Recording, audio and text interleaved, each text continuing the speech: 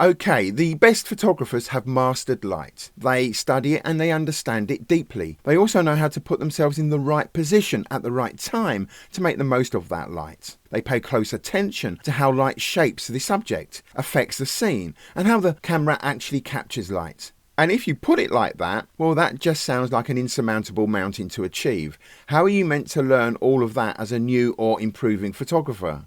But there is good news. You just need a simpler way to look at this, and I'm going to show you exactly how to do that. So let's break down what the best photographers are doing. And just for now, let's put this in the context of dawn and dusk photography, because that's a very popular area of photography, so why not start there? So all of these things are in reality really easy to do, and you don't need to be an expert to do them. But you do need to do a bit of research, like study other photographers for inspiration. Other people's compositions are not copyrighted. You can study them, copy them, and repeat them. You need to scout your location beforehand, a place that you can get to relatively easily, preferably a place that's been photographed before in that artistic dawn or dusk way, so that you get some ideas. Visit the location before your photo shoot. Then use an app like PhotoPills. It shows you exactly where the sun will rise and set. And its augmented reality view lets you preview that exact spot whilst you're scouting, so that you can plan your composition long before you go back there. And then of course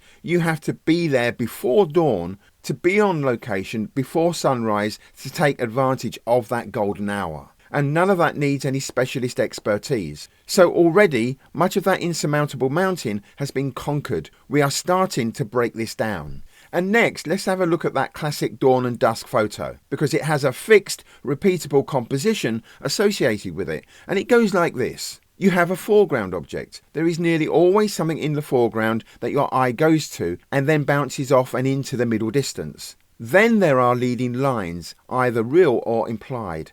So implied would mean something visual that leads you into the photo, which could be a large object in the foreground, smaller objects in the midground, and so on, drawing you into the photo. And then you have the horizon. And then often you're looking directly into the sun. And then one last thing, which helps to pull all of this together, which I'll skip over now and save till the end as a bonus tip, but it's absolutely critical to making the most of your composition. And so this process applies equally to forests, to mountains, and even to urban landscapes, towns and cities and so on.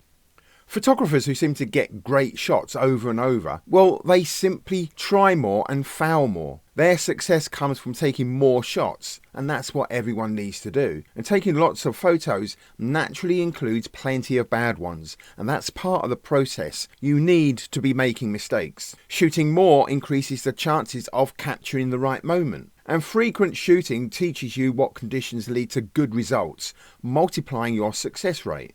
Every outing builds experience, which will improve your odds of getting a good shot next time. And be aware that pro photographers only allow you to see the good shots. You never see the bad shots, and if you did, it would give you confidence and hope. And then the rules and techniques of composition, it should always be noted, they never ever change. They remain the same no matter what the genre of photography. So practicing with your phone, for example, on the way to work or out on a walk, is just as valuable as spending hours getting to a big location. The more you practice, regardless of where you are and what you're using, the more ready you'll be when that important moment appears. Experienced photographers often have good gear, but they don't obsess over it in the way that beginners might do. They do learn their equipment very well, they set it up properly, but then they use it without overthinking. It is just a tool. And great results come from the skill and familiarity that they have with their camera gear. But those results do not come from the specific camera that's in their hands.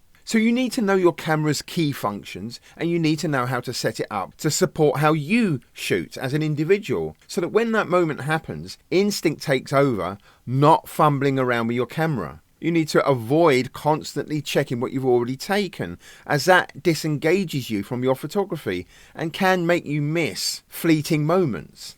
Okay, before we move on to that bonus tip I was promising, don't forget to hit subscribe and give the video a like. And feel free to drop a comment below just to let me know what you think so far. And if you want to go deeper, then just scan this QR code to join my newsletter. Plus, check out the links below for my complete composition course. It includes assignments, personal feedback, and a private space where you can connect with me and other photographers. So just check that out in the description below.